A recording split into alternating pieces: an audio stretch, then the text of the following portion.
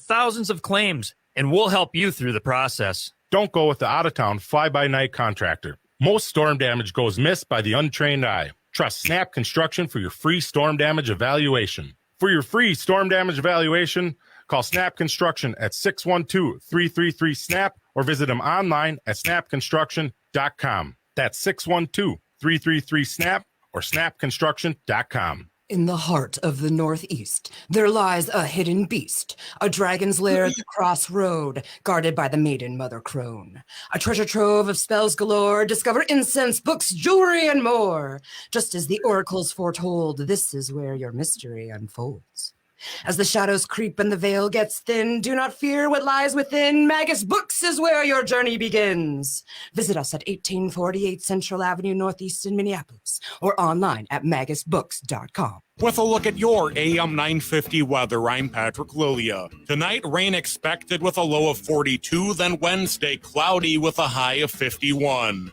Gotcha Mama's Hot Barbecue offers the huge taste of selections like baby back ribs and pulled pork sandwiches out of a little place. Gotcha Mama's is located just a block west of I-35W off of West Diamond Lake Road in South Minneapolis. Visit their website at scotchamamas.com. Portions of the following program may be pre-recorded. The views expressed and the opinions given by the individual host, guest, random reptoid, or chupacabra may not necessarily reflect those of AM 950 Radio, its affiliates, or its sponsors. Now, it's time to step into the unknown.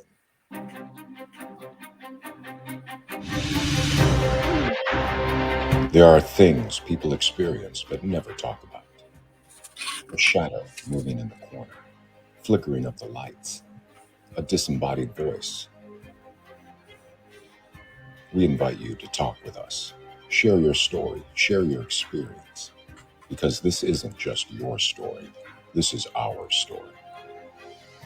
This is Ghostbox Radio with Greg Bakken. And this is Ghostbox Radio on AM 950, where every night we talk about the paranormal, ufology, Bigfoot, and so much more. My name is Greg Bakken. Thank you very much for joining me tonight. And I do have to do a quick apology to those who wanted to tune in last night. We lost internet really quickly, just right before the show started. So we were able to broadcast to everybody who is listening over the air. But for those of you watching on the internet, unfortunately, that wasn't going to happen. And then we had a problem with the audio file, but all that got sorted out. And it is currently up both on AM 950 AM website as well as ghostboxradio.com. You can go and listen to last night's episode with Pamela Pierce. We're talking about the legend of Boggy Creek, and she gave some very interesting information that's kind of breaking news in the Boggy Creek community, if you will. And I definitely think you should go check it out if that's the sort of thing that you really enjoy. It's a great film. And I think that it was a great interview. So please check it out if you can. Driving in, I was just talking to my guest, Cheryl, driving in, and it's raining, which that's not a big deal. It's November, but it's also lightning. Anybody in the Twin Cities seeing lightning out there tonight? That's really interesting. I enjoy that a lot. It's very purifying, isn't it? That rain is very purifying tonight. And I just thought it was, wow. We still get lightning in November. I'll take it. I love that sort of thing. So if you're in the Minneapolis area and you've been seeing lightning, let me know. I think it's really exciting. It's been a good night, actually. I mean, lightning aside and everything, it's nice to have good nights once in a while. I know that sounds silly, but you got to really enjoy them when they come up, and a real pleasant night. I even played Yahtzee tonight. I haven't played Yahtzee perhaps ever in my life. And it was like clearly that showed when I played it, but that was fine too. The Yahtzee was great. There were some other activities that were even more fun that were had that night. It was a great evening, and you just got to enjoy those.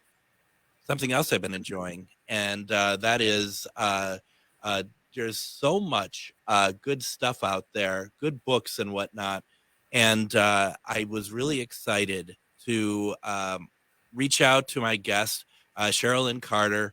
She had written, I thought it was new. This is actually a book that's been out for about a couple years now. It's called Dimensions, Mysterious Triangles of the U.S. We've had Cheryl on a couple months ago. What an amazing conversation that was. And right away, I wanted to make sure if she was available to be able to bring her on and talk about this book and, quite frankly, any book that she has to offer. It's always amazing. Cheryl, welcome to Ghostbox Radio. Welcome back. Yeah, you're talking about thunder. I remember when I lived in Duluth, we'd have a big snowstorm and there'd be lightning and thunder. You lived in Duluth? Yeah. Duluth, Minnesota? Yeah. No. Oh. Yeah. Yeah. No. Which one is it? Duluth, Minnesota. Yeah. Okay. Yeah. right on Lake Superior. Yeah. Yeah. I didn't know you lived in Minnesota. Long time ago. Yeah. I remember it got so cold. There was a ship coming in and it got froze and it couldn't get to shore. It couldn't get back out. Wow. The helicopters were dropping food down to the guys. Yeah. Fun time. I believe it. I mean, that place and the hills, the roads with the hills in Duluth. I mean, driving that in the winter, I've never had to, but I lived on top of the hill. I didn't go downtown in the winter. No way was I driving that hill. So we're gonna talk about your book in a second here, but up in Duluth, did you? I mean, a couple places. Now you said it was a long time ago, so it was before NOPIMing was available to investigate, which is outside of Duluth. But then you had the Glensheen Mansion, and you also have now up there that they have for investigating is the Irvin, the ship. And I've been to two of them. I've investigated two of them, and it's great. I love Duluth, but like you said, I wouldn't. I have friends who live up in Duluth, and that is great. But I really have a hard enough time driving around in the cities when it's winter, let alone going up to Duluth. Too much snow. I remember when we first moved there, it was October, and it snowed 12 inches. I said, what? Okay, so they cleared it up. Poor kids couldn't trick or treat. It was messed up. So then a week later, it starts snowing again as I'm going to work. And I get to work and I was working the night shift, and one of the women says, well, if they let us go home, I'm going home. And I said, I just got here. I'm not going anywhere. I'm from Illinois. I'm not afraid of some snow, right? And it kept snowing and snowing. And she goes, it's a whiteout. I go, yeah. I didn't know what a whiteout was. Oh, yeah. So that's when we had to walk from our parking lot across the parking lot where they would pick us up in trucks and take us home because our cars were buried. And it was lightning and thundering during this blizzard. I couldn't believe it. I go, it was.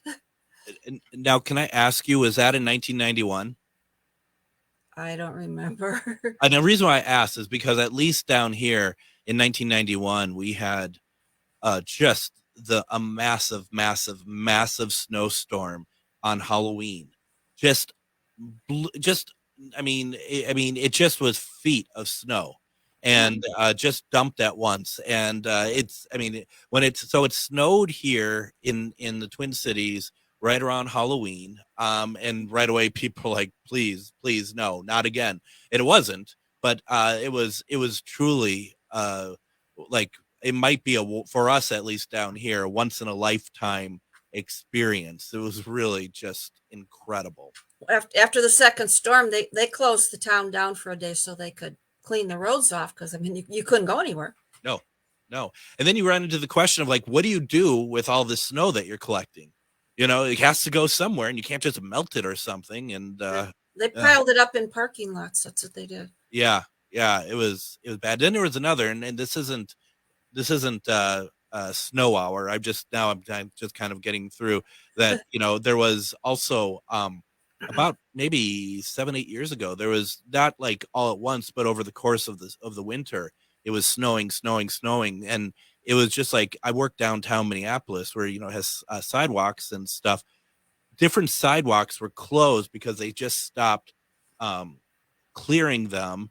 They had trucks, dump trucks, where they filled the snow, and they would line the center of the street with snow, And then you'd have to one side of the street would be cars going one way, the other would be going the other. It was just they didn't know what to do with it. It was so much snow. So, yeah, I don't know. The light's flickering in here. Maybe some spirits telling me that there's more snow coming. I don't know. Oh no. Not yet. Now, I had I was going off the assumption because you had posted about it a month ago or something that Dimensions, Mysterious Triangles of the U.S. was a new book, but it's not a new book. It's been around since 2021.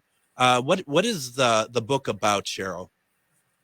Well, everybody's heard about the Bermuda Triangle, and I said, there's gotta be more around, and I picked actually 10 of them that are in the United States, and I'm sure there's a lot more, but I just picked 10 of them. Now, there is going through it. What I love about the book is that there are within each location that you're talking about. And the one that I've really enjoyed reading, I can read, is Bennington. And that's chapter 2. And there are multiple experiences that you're drawing from to be able to do everything that telling the story about this place. I mean, there had to have been a lot of research. I just loved it, and I kept getting into it, and then something that I kind of noticed, which I wasn't even trying to do this when I was writing the book. One thing that they all have in common is UFOs. Yes, exactly. Mm-hmm. And what do you think that's about? I mean, why? I mean, is that just a commentary, Cheryl, that they are much more ingrained in our society than most of us even begin to give them credit for? Oh, I think so too. Yeah. And is there special energy in these areas that attracts them? Mm-hmm. Mm-hmm. Possibly. Well, and even like you're reading through the book, and a lot of the area, when you start talking about these areas, they start with people get a weird feeling from this area. People are, and it's and I'm sure that there's people who are listening and they're not in these, maybe have never visited these triangles, but the idea of that you go to places, you get a weird feeling that it just stays with you. So, and the thing that I find interesting, when I think of like something, when I think of triangles, I go directly like Bermuda Triangle, like you said. Right. And I feel like, and I don't know what's going on there either, but I feel like there's something more tangible to me when we're talking about the triangles that are on land. Mm. But everybody says, oh, Bermuda Triangle, all these missing ships and boats, but actually the Lake Michigan Triangle has more missing ships and people and planes than the Bermuda Triangle. The Lake Michigan Triangle. That is interesting. And you got to wonder, I mean, why do you think, like with all things media, they glom onto one thing and they don't ever really talk about anything other than that? Why do you think that is? I think there's just not research. Yeah. Because now they're getting into the Alaska Triangle. How long ago did you just start hearing about the Alaska Triangle? Right. Exactly. And it didn't start when we started hearing about it. It's been around for exactly. So I mean, they just need to do more research and find all this cool stuff that they're missing. Why? This might be a really silly question, but why we call them triangles? Why? I mean, and I understand we're really talking like an area that gives us a triangular sort of. Most of them are triangular shape, but some of them are even squares. That I've noticed. Some they're not exactly triangles. I don't know why they say that. I guess they just say that to give you some kind of a visual. Yeah. So somebody can go, okay, it's these 3 cities. This is where it lines up, Right. And it kind of is. I think that's also a good way when people hear about like a landmass, and I mean that even for Bermuda, and we're calling it a triangle, that, we're going to immediately think of Bermuda Triangle. So it kind of gives us the idea of like, oh, well, this is in the same sort of vein as that. So it kind of helps you understand what's being talked about too. So like the Bennington Triangle is not really a triangle. That one's more like a square shape. Yeah. And it doesn't sound as cool calling it the Bennington Square. Square, yeah. So, yeah, no, it's all, even back then, it's all the marketing, Cheryl. It's always, the getting the flashy name and stuff. Yeah. So, and then there was something, something else that we were talking about, because I had brought up to you about the Hudson Valley Triangle, which we don't really know. I don't know a ton of it apart from the Discovery Plus special. But as you said, it's like you just picked 10 to go into the book. Is there a lot? Like, obviously there's more, but is there like a lot more, do you think? Well, I bet there are. I bet each state has their own little area. Wow. I would think so. Yeah. I mean, that's incredible. That's incredible. I mean, but once again, it just goes to show there's weird stuff everywhere. There's stuff that we can't explain happening everywhere. And it's a matter of, it's also a matter of people talking to each other in the community too, isn't it? Right. Because you'll know something weird's going on, but you don't want to tell somebody because they'll think you're strange, and they're thinking the same thing you're thinking. Absolutely. I mean, it's incredible. And it's a really shame. I mean, it's better now, but it's still pretty bad in terms of people not wanting to share their experiences because they're afraid of even as simple as being laughed at. Mm-hmm. And it still happens that people laugh at you. Even as, paranormal has become such a big deal now, and yet there's still people that will laugh at you if you talk about something. That's why I like being a MUFON member, because you can come to our meetings and we talk about everything, not just flying saucers. We'll talk about anything strange. Yeah. And you can come to our meetings and nobody judges you. Nobody laughs at you. They want to hear your stories. And I like that. Because that's how we learn. Yeah. And that's how we grow. And, I've had a pretty good run doing this where I talk about, and I'm very open about being a paranormal investigator, that I do the show and stuff. And I have to admit, there was a time, I think within the last few months, that I had mentioned it to someone and they kind of scoffed at me. And I have to admit, I kind of took a step back, like, because I wasn't used to that. And it was like, wow, okay, that's very closed-minded. It always surprises me when, and I'm not equating it to this, but it surprises me when you have people who think that we're the only intelligent life in the universe. And that just makes no sense whatsoever. No. I totally agree. Yeah. Look at all these ancient sites and stuff. There's another subject. All these ancient sites, who built them, Absolutely. Nope, absolutely. Cheryl, why don't we go ahead and do this? We're going to take our first break. When we come back, we have so much to talk about. We're going to talk more about her book, Dimensions, as well as a whole lot of things. We got quite the guest with us tonight, and we're going to take advantage of it. You're listening to Ghostbox Radio on AM 950.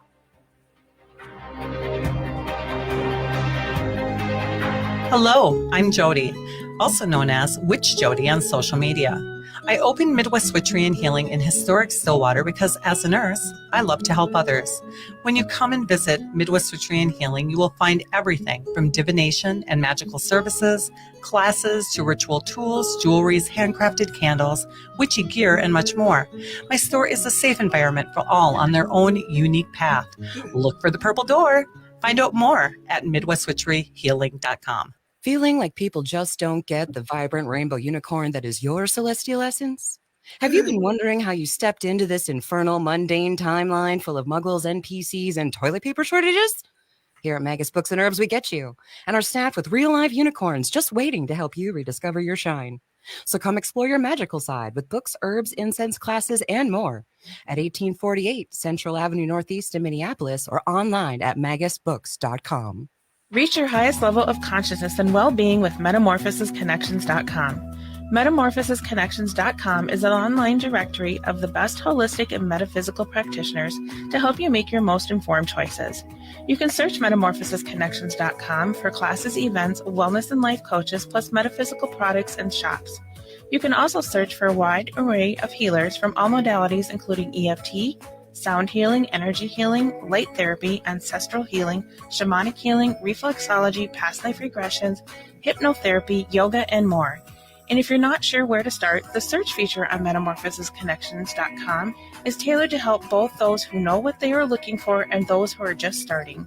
Come explore the possibilities for your higher self by visiting metamorphosisconnections.com. Their experienced practitioners can guide both beginners and those that are already on their spiritual journey. That's metamorphosisconnection.com, your link to direct you on your spiritual transformation. You know, it's kind of strange, actually, because normally at this time I'd be telling you about an event I have coming up or something like that. And actually, I don't have anything at the moment. Halloween is over. Time to put me away and, take out Mariah Carey to sing All I Want for Christmas Is You. I mean, it's just really, it's I feel kind of empty a little bit, to be very honest. There isn't really anything going on. But I will say, while I have everyone here, we're starting our next paranormal class, Shar and myself. It actually starts on this coming Monday, the 13th, and it runs for 6 weeks. It's a very comprehensive class. Basically, it just talks about the metaphysical and the paranormal. It's you don't get a certificate when you're done saying you're a paranormal investigator, but we do help you understand what to do in certain situations without, you need to be in a team for it or anything else. But it's a really good class. We've had probably, oh my goodness, we've had, I don't know, 40 some people go through it now or something. We're on our 11th run, and it's really good. If you want to find out more about it, check it out at sharvinity.com. Events, go to page, go to the events section, and the class is there. 6 weeks. You do not have to be in Minnesota or in person to take it. I'm excited. We have Cheryl Lynn Carter with us today. We're talking about her book, which I absolutely am enjoying. It's called Dimensions, Mysterious Triangles of the U.S. And Cheryl, you said right before the break, talking about ancient civilizations, ancient buildings. And, if you don't mind me saying so, I was very jealous of a photo that you had posted this week about you visiting going to see Ancient Aliens live, that they came through. Were they in your area, or did you have to go really far to get to them? I had to drive 2 hours. That's not so bad. No, they're worth it. Oh yeah. That was probably my highlight of the year. I kid you not. I don't blame it. I mean, I'm disappointed to hear the 2 times you've been on the show wasn't the highlight, but that's okay. I can work with that. But in all seriousness, I got to shake Giorgio's hand. That's cool. I didn't get to touch his hair though, but you have to pay extra for that. We were talking before the show started. They're all very, very nice, aren't they? Mm-hmm. Very. That's great. I mean, I still love watching. I mean, I love really watching the earlier ones. And if anyone has Hulu, definitely they have pretty much all the seasons on Hulu, and I watch them quite a bit. And we'll get back to your stuff in a second. What are your favorite type of episodes of Ancient Aliens that you really enjoy when they come around to a certain type of subject? When they go to the ancient sites and they don't know who built these things because of the way the stones fit so perfectly that you can't slip a piece of paper through them. No. No. Or they're built way high up on a mountain. How did they get these big stones up there? Those are the things I love. Yeah. There are some, right, that I've seen where they've talked about that, and they said that the mathematics of doing it is so precise that you would think that it was a laser that cut stone out of mountains. And they said some of these things they can't even do today. No. The ones that I really like there's a couple that focus on aliens in the U.S. One of my favorite was ancient aliens and the founding fathers, and that's a really good one. I love those type of historic, which is, in the grand scheme of things, it's actually very recent history, really, when you think about it. But it's very interesting to me. And also, like, there was one on the Ark of the Covenant. That's always a good one. Yeah. Yeah, those are, I love those mysteries of religion versus what could have happened with outside with outside interaction, I guess. Now we are talking, and this book is available on Amazon, and also Cheryl, if you're fine with it, I put it on my website, ghostboxradio.com, with the Amazon link there. If anyone would like to purchase her book, please check it. Please consider going through my site to get it, because we get a little kickback going through us. We're doing the affiliate program over there. We'd make probably 10 cents off of it, Wow. in 2 million years I can retire. The book is called Dimensions, Mysterious Triangles of the U.S. Is there a favorite location that you wrote about in this book that really sticks out to you, of like just overall what you've learned? I thought you want to talk about your favorite Bennington Triangle. Well, we can talk about all. We can start there. Okay. Yeah. Well, in 1999, this group of filmmakers went out and they made a real low budget film, and they called it the Blair Witch Project. I'm sure everybody's heard of that. Mm-hmm. I still love that movie, even though some people don't. Yeah.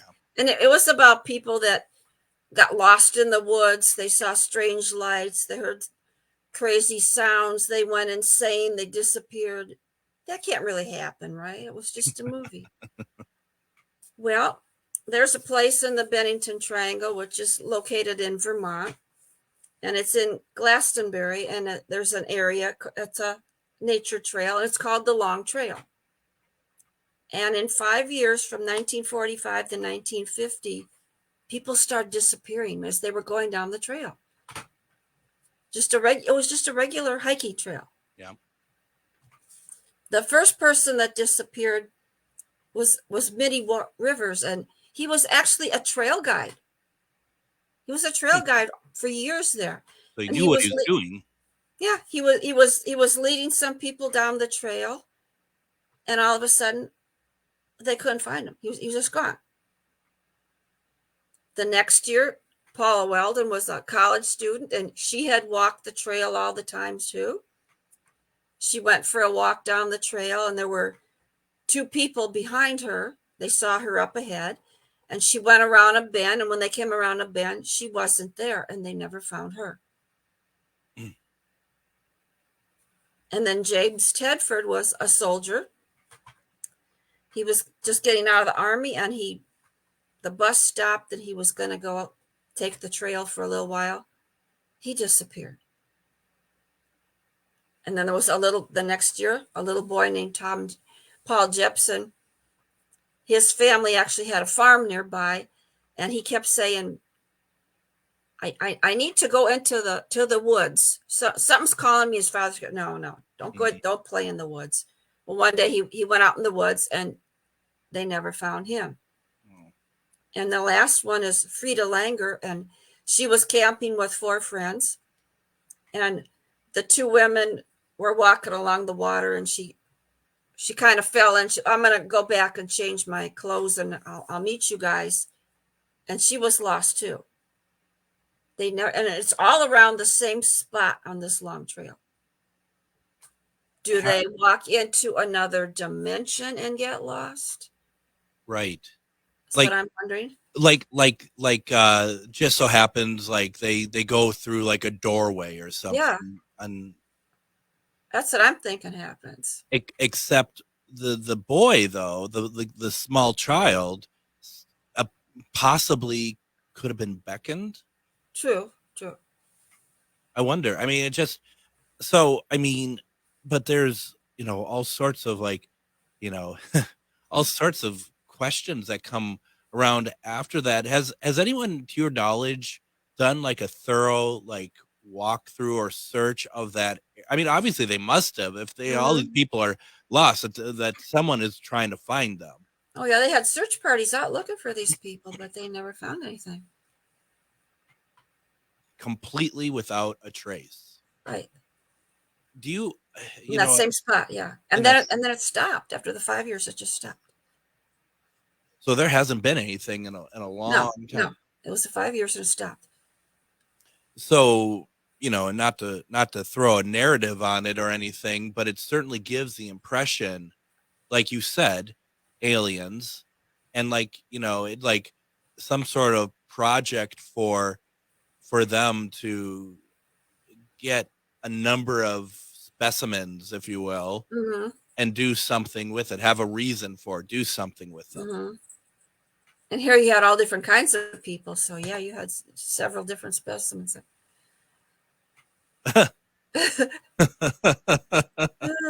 So Cheryl, knowing this and knowing these places, are you wanting to go? Have you been to any of them yourself?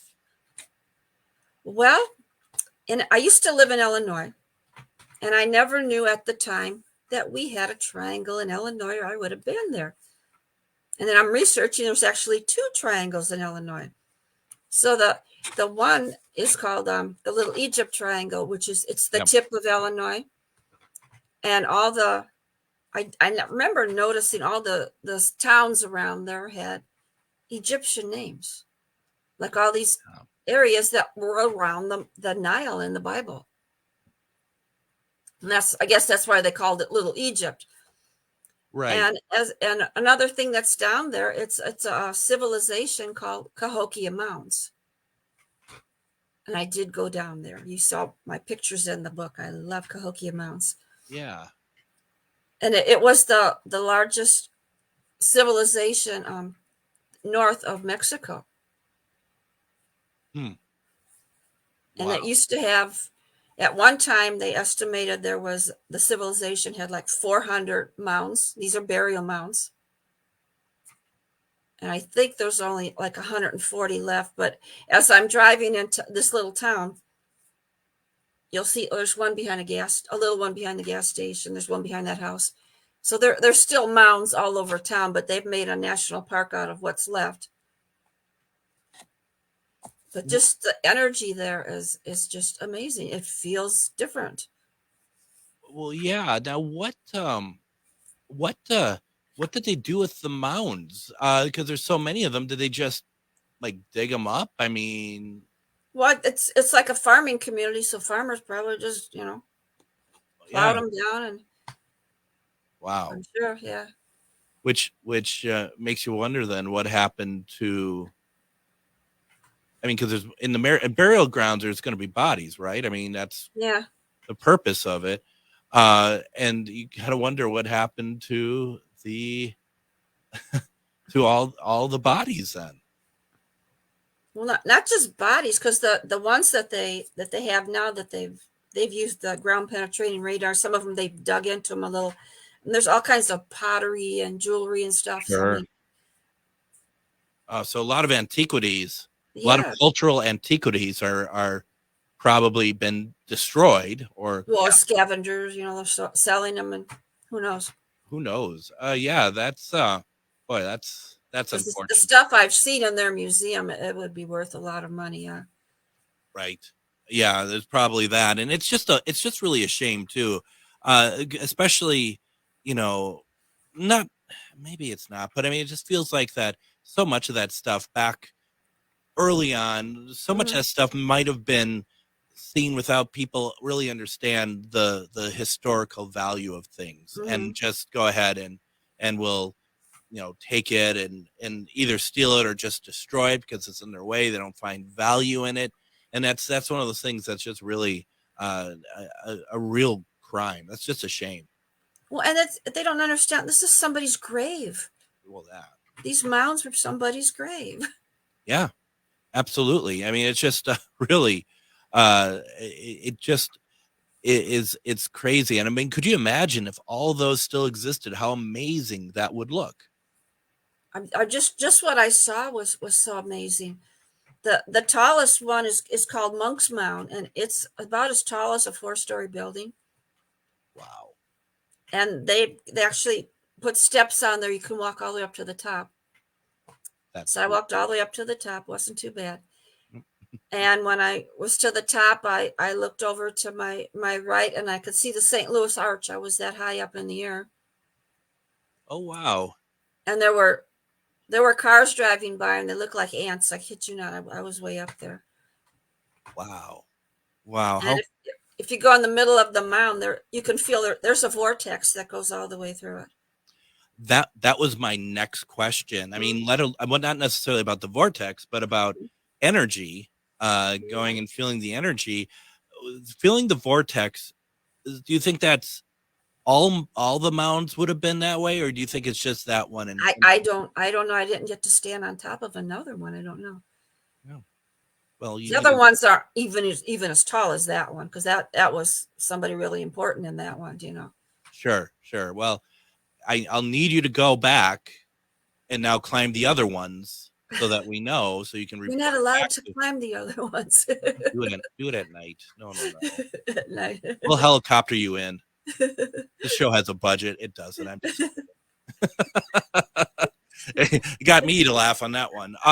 But you did feel the energy as you walked around to each one, though. Got it. So they all had energy to them. Yeah. That whole little city there. It's interesting too about and once again, whether or not you're getting alien influence in there, if you're getting like they helped, or they anything, or just was even seen around that area. I mean, it's just that's the thing, and I feel like that's what we keep coming back to, is that there seems to be such a better understanding of alien then, meaning just in past history, than now. And it seems like that there is something that kind of turned history into modern history, and whenever that happened, a lot of stuff had been thrown out, including any sort of memory or anything about any sort of alien influence that we might have had. Right, because I think people they used to say, I wonder where this happened. Did someone from another place come here? And then you became modern and go, no, we invented this. And you just let it go. Yeah.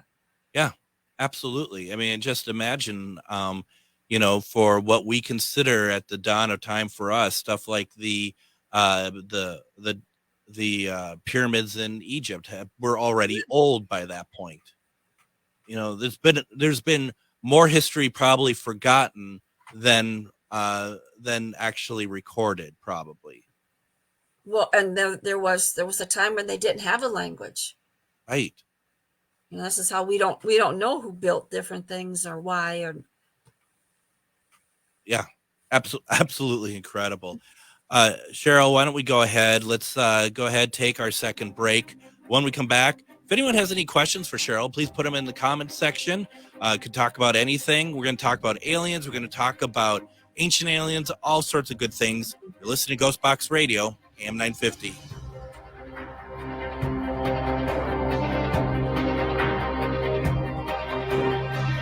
Hello, I'm Jody. also known as Witch Jody on social media.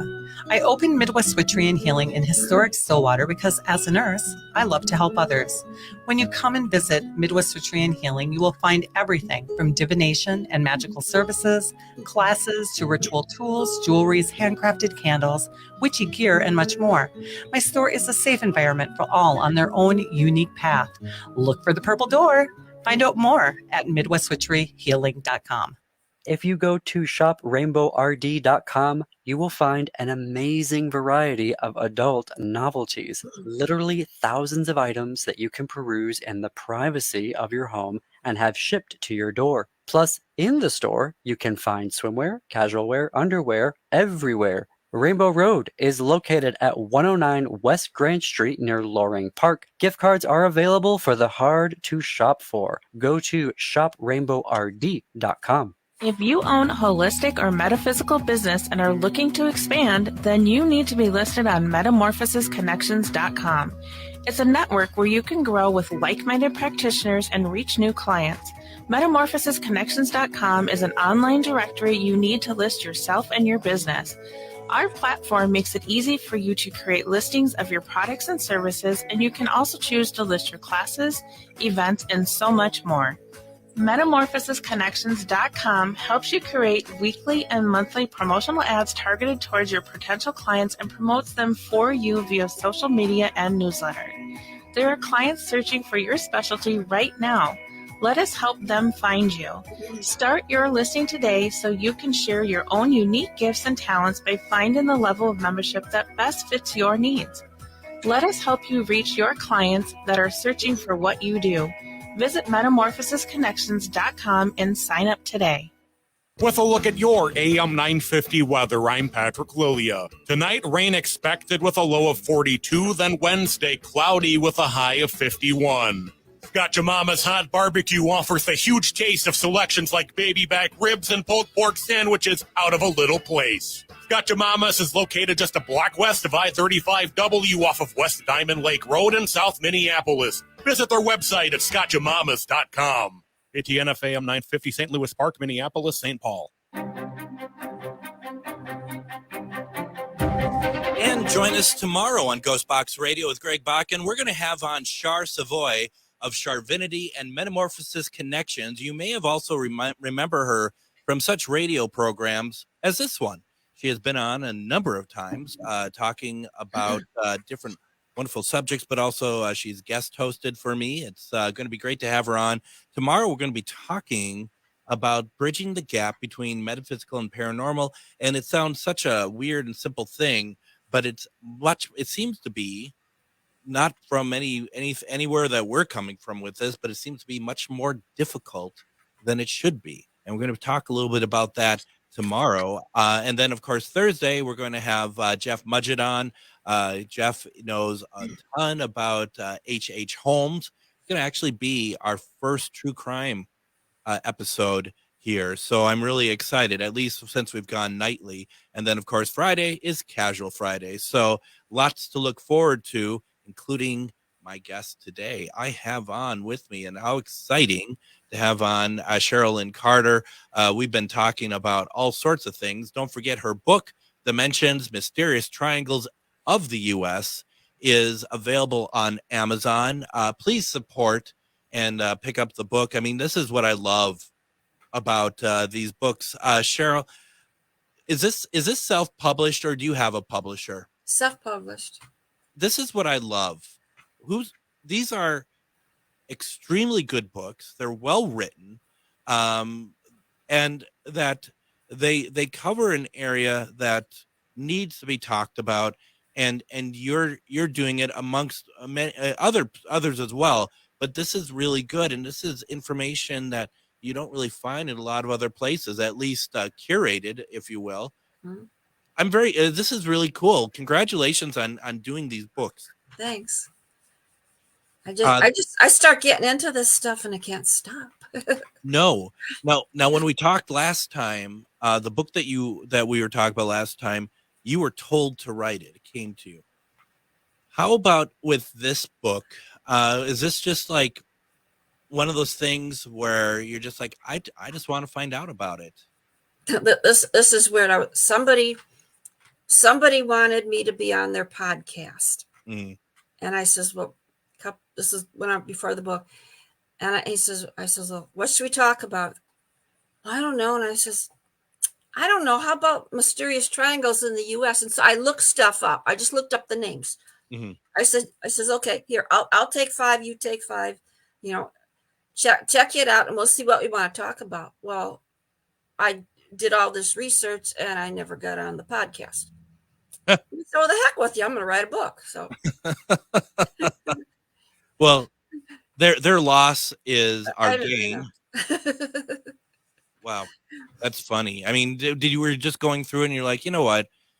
I this is really interesting. I'm gonna write more about it. You could probably do another volume, couldn't you? Well, I says I just had some stuff, and I said I'm going to research this more. What the heck? Yeah, no, I mean that seems to be seems to work really well. I mean, like you said, you get into this stuff and you can't stop. I mean, because how many books have you written now? 8. That's a lot of books. Yeah. That's a lot of books. Now, I mean, and I think most of it too. I mean, you know how to write, you know how to do this stuff. I mean, it has to be kind of fun. And I look at it this with the show in a sense, my show in the same way. It's like for you, it has to be a little bit like, what do I want to write about this time? Right. I mean, it's like you could just be like, I could do anything. What do I want to write about this time? Because I also have a column in a newspaper, so I got to do that every month too. So what you doing in the newspaper?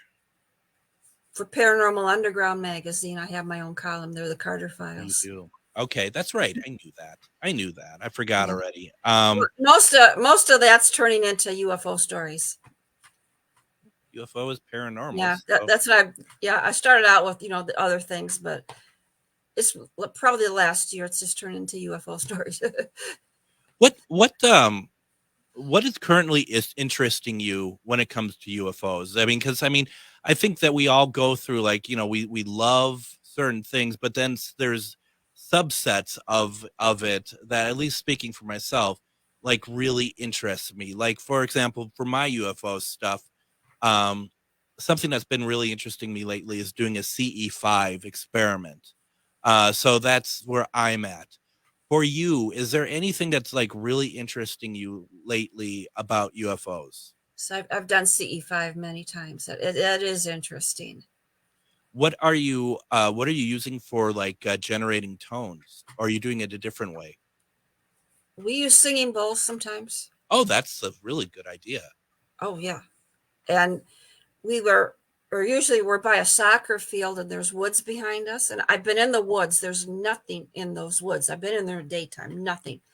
And we use the singing bowls and something comes out of the woods. And I'm not saying it's aliens. It could be interdimensional. Who knows what we're attracting. And I've got photos of, I don't know what it is. It wasn't human. What did this being do? Did it come out of the woods, walk out, run out? I saw it. I thought it was a ball of light sitting on the ground. So I took a picture. Yeah. And then when I blew it up, I go, it wasn't a ball of light. It looked like a little alien baby. It did. Wow. And another time we saw, because we sit in a circle and I was facing the woods. And another time we had somebody turned 2 flashlights on. But they had to be big, like basketball size, because we're pretty far away from the woods. And they started moving back and forth and changing places and jumping up and down to the singing bowls. And I had my FLIR and I'm taking pictures, and I don't know why I didn't hit video as they're moving, but I just wanted to get pictures. Yeah. And so I'm watching them for like 20 minutes. And I'm going, look, and everybody goes, eh. And they're looking up in the sky. I said, no, something's happening right here in front of us. But they, just 3 of us watching it. And so finally the one stretched up like that little wiggly guy on the sidewalk that for advertising. Sure, yeah. It did that. And that's why I wish I would have been doing video. And then it went back down to the ball shape. And they back and forth a few times. And then when the singing bowls stopped, it's like somebody turned the 2 flashlights off. That was just gone. Now, what was that? underwear change time. That's what that was. We don't know. Was it just balls of light? What was it? I think one of the great misconceptions, and I'm not saying that, any shade on your friends or anything, but like you said, they're all looking up at the sky. But I mean, I'm of the school of thought that that's exactly where you really don't need to be looking, because I think that they could be anywhere around here at any time. Right. And if they're going to come, they're going to come land. So don't bother looking in the sky. They're coming down, right? They're gonna be multiple steps ahead of us anyway.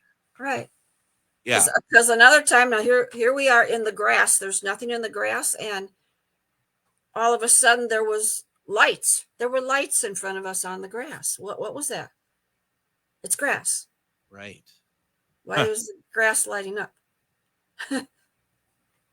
I think one of the things about that is that, you can't apply, rational thought to how these beings are going to interact with us. I mean, I think as soon as we do that, we've lost. Right. So I had my tri-field meter, and it was just going crazy in the grass. What did you have it set to, your tri-field? Do you remember? No. Because there's always those different sort of things that you can set it to, and I do have one, and I should employ it more. I should really do so. When you're doing your CE5, when you're in a circle, what are you all doing in the circle? Are you meditating? Are you chanting? Or is there something that you're doing? We started off doing the chanting, but then you're supposed to just meditate, just be quiet. And as long as you have the right group, sometimes they'll just invite anybody off the street, and it's not a good night. No. Because they're talking, they're going, well, where is it? Is it going to come in? And Yeah. Or they're sitting there, eating their chips. No, we're not here to eat. Okay. Let's get out of here, right? Like one time somebody's going, the mosquitoes are biting me. Yep, it's summer. Yep. We're outside. That's what happens. Outside. You were told to bring the cutters, but you didn't. Yeah, no kidding. Oh, I mean, it's funny, and I think I'd only do that. First of all, in my mind, I would do it small, like not a lot of people, and there'd have to be people that I know and trust, because same thing with when we have our regular group of like 12, it was good. So 12 is any time when it got bigger and you just brought anyone in, nothing happened that night. So 12 isn't a big number. No, that's a good number. That's a good number, because I think so. You could be smaller, but I mean, we have a group that is good together. Mm-hmm. Now, are these all MUFON members when it's the 12, or it's just people that you know? And half of them were MUFON members. Yeah, not all of them though. Yeah, no, that's really cool, and I really need to do this. And what I would love to do is actually broadcast it. I'd love to just put it out, and the thing is, it's like, when we do that, I don't want people to think that it just because we're broadcasting, it doesn't mean that we're going to get something. Is that sort of thing. We were filming one time. You know who Ricky Butterfast is? Yeah, he works for SET. Yeah, so he was there that night, and they had a film crew. They were going to film what happened, but nothing happened that night because there was a film crew there. That's the one thing I worry about too. Nothing happened that night. Yeah. No. we did a investigation live here, actually, on the radio show here for Halloween over in Stillwater, Minnesota. And I'll be honest, I wasn't expecting a whole lot to happen there, because that's kind of the law of average, really. Mm-hmm. But we ended up getting really interesting activity at the location we were at. And then Adam, who does the board here on Thursday and Fridays, he stepped in while we were away, and he brought some equipment, and he was getting activity here when somebody at the Stillwater activity, when Shar at the Stillwater activity asked for stuff to go off here, it went off. That's the best when that happens. See, that's intelligent. It is, and it was a really fun. And so, yes, I mean, and I totally understand that there's a more than likely chance that if we're trying to reach aliens and we're doing a CE5 and we're trying to broadcast it in any form, that they're going to be well aware of it, and that they may just decide that they want nothing to do with it and not take part. And that's the thing. And maybe the first time we do it, we just do it because we want to do it at the end. Well, I mean, they had a lot of cameras there. If you're just going to do, your one, you'd be okay. But yeah, it was like they had the big setup, and I go, no, this is too much here. Yeah. Did they do the lights as well? The big lights? Yeah, oh my God. Yeah, that's what I mean. I go, no, this isn't gonna. I knew it was. Cause I'm telling them all the cool stuff coming out of the woods, and then nothing happened, But well, and that's just it too. It's like, I don't know how well people will take if they came along and actually something happened, and that's the thing. Careful for what you wish for, because it just might happen. And if we're going to do this, that's why we're doing it, because we want something to happen. That's the point of it. And it has to be anything, not just a craft up in the sky. Like I said, there's things happening on the ground all around us. That one time I was sitting next to my friend, we had our lawn chairs, and I had my tri-field on the ground and in front of me, and he had his in front of him. And we looked over, and I got a picture of it.